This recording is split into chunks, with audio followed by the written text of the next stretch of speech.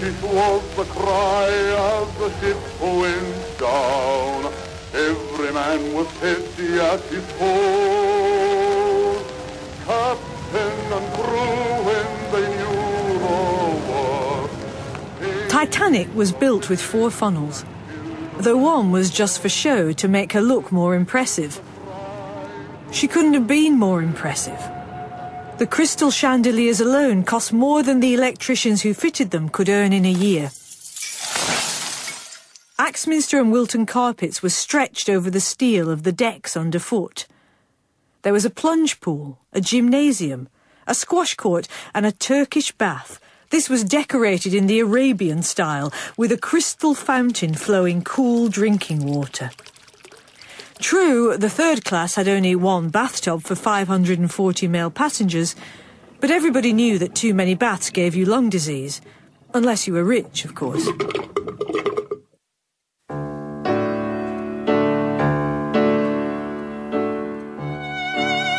The first-class reception area, occupying the full width of the ship and over 100 feet long, had the Jacobean look with top-to-bottom oak panelling.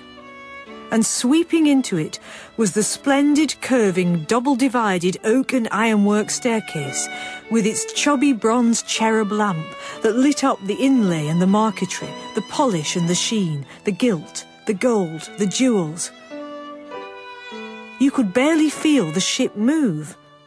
The sounds were not the sea or the engines, but the 8-piece resident orchestra, all playing the latest hits.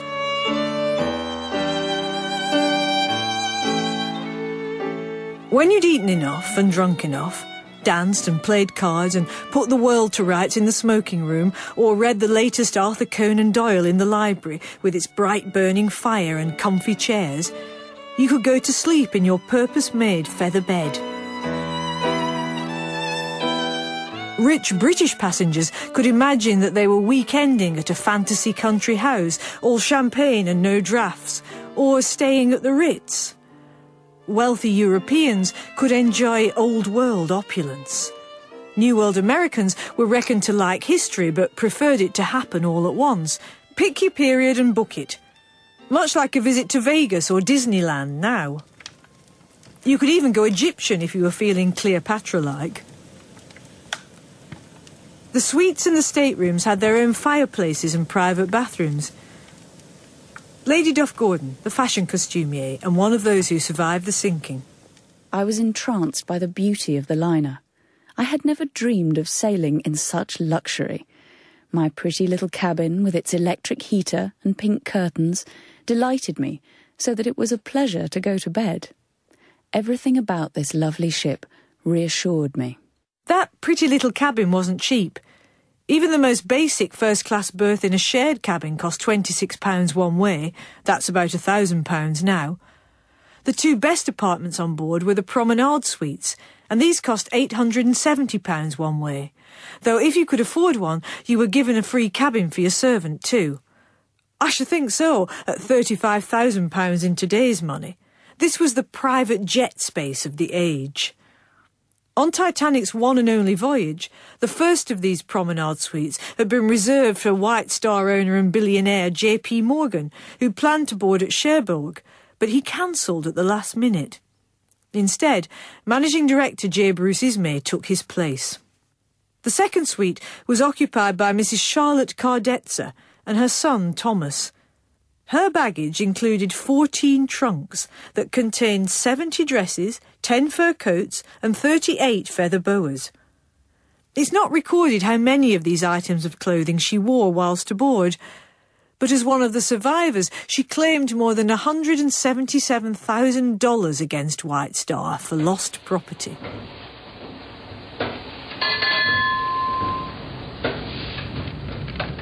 Titanic had 9 decks plus 1 if you count the bowels of the boat known as the tank top, where cargo and coal were stored, right next to the massive boilers that piped steam to the engines. And each engine was the size of a 3-storey house.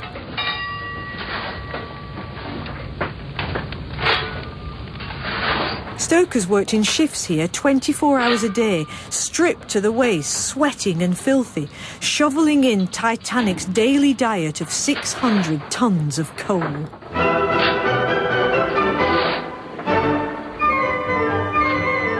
Above the tank top was the orlop deck, stowing, amongst other items, a brand new Renault car, 856 rolls of lino, and crates of ostrich feathers. Stacked here too were the 3,364 sacks of mail, every letter, parcel and packet to be sorted up on G-deck by the 5 Royal Mail clerks who ran the ship's post office. Post office regulations declared that sea mail could not be sorted until the vessel was actually at sea. And the moment Titanic sounded her majestic horns, the clerks set to work, like mice sifting peas for a princess in a fairy story. And their pile only got bigger as the 2,200 passengers set about writing their postcards.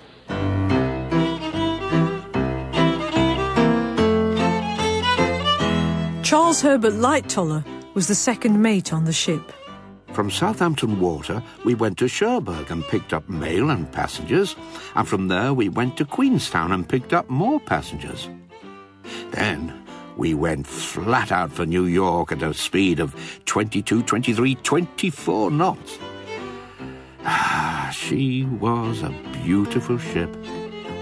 We had the cream of the White Star officials on board. We had Bruce Ismay on board. And we had the designer on board, and we had 12 millionaires on board and their wives. Everyone was set to enjoy themselves. Not everybody was so complimentary. The novelist Joseph Conrad thought that Titanic resembled a Huntley and Palmer's biscuit tin. Huntley and Palmer had supplied thousands of biscuits to the Titanic and sent thousands in the other direction with Captain Scott. Titanic was a food emporium. Luigi Gatti, the Nigella of the waves, had been invited to run his own restaurant aboard. He brought 10 of his cousins to be waiters, not trusting the sloppy English with his world-class Italiano splendissimo. But if Italian wasn't your dining style, there was a French café, the Café Parisien. And here you could eat and drink like you were on the streets of Paris, but with a sea view.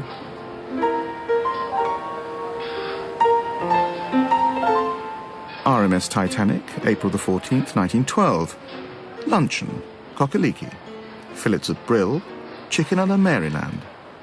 From the grill, grilled mutton chops, mashed, fried and baked potatoes.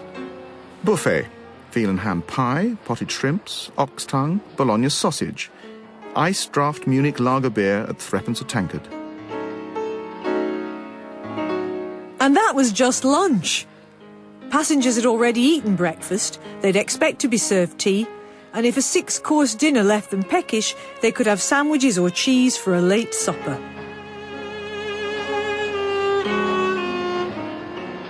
The third-class passengers, who'd paid between £3 and £8 for their tickets, all meals thrown in, ate porridge and kippers and ham and eggs for breakfast.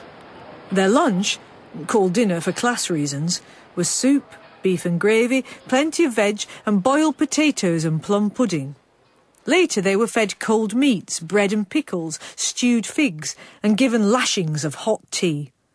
This was more food than most of these passengers would ever have eaten in a single day. But for most, tucking into Huntley and Palmer's biscuits and a slab of cheddar at 9 p.m, it was their last supper. There were 706 steerage passengers.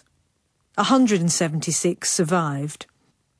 11 millionaires were on board Titanic, including mining tycoon Benjamin Guggenheim and Isidore and Ida Strauss, owners of the New York department store Macy's.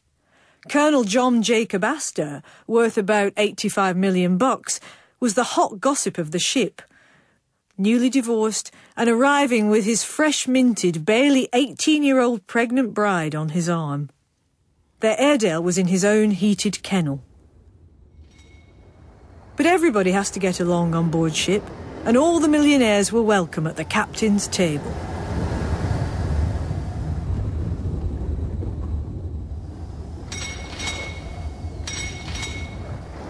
Captain Edward Smith was making his retirement voyage after 32 years with the White Star Line.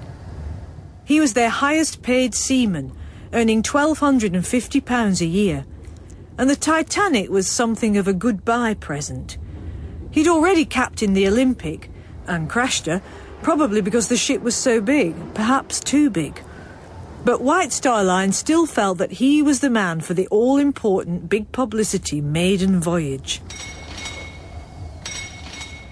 He had with him a group of men from Harland and Wolff, known as the Guarantee Group, men who had designed or worked on the ship, including Lord Pirrie's nephew, Thomas Andrews. These men would now watch and record every beat of her workings. To be part of the Guarantee Group was a great honour. Some of the 12 men didn't even have time to leave the ship to kiss their wives and children goodbye. She was behind schedule, and she had to sail. The youngest was a 19-year-old apprentice living with his parents in Belfast. They were so proud of him as they waved off the great ship. None of the Guarantee Group survived.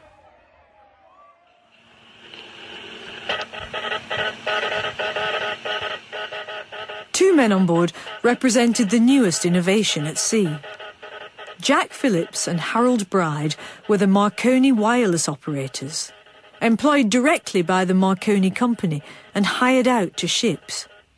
Their job was to send and receive Marconigrams, and I know that sounds like a measurement of pasta from Luigi Gatti's restaurant, but the Marconigrams in Morse code allowed ships to communicate with one another. This was the Twitter of the day. Short codes, sometimes impossible to understand, and sometimes received long after they'd been sent. 2 years earlier, it had been a Marconigram that caught the wife-murderer Dr. Crippen as he sailed for Canada with his lover Ethel Neve disguised as a boy. After dinner, on the night of the 14th of April, Harold Bride was tormented by the broken codes hissing in and out of his headphones. He'd already sent a number of ice warnings up to the bridge, and now he just wanted to clear the backlog of all the messages piling up from the first-class passengers, their tweets home.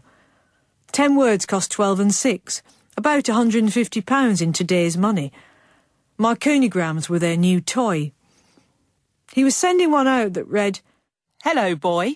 Dining with you tonight in spirit. Heart with you always. Best love, girl." But the ice warnings kept coming in. Ice report. Much heavy pack ice and also field ice. Latitude 42 degrees north, longitude 15 degrees west. Join me tomorrow as Titanic sinks.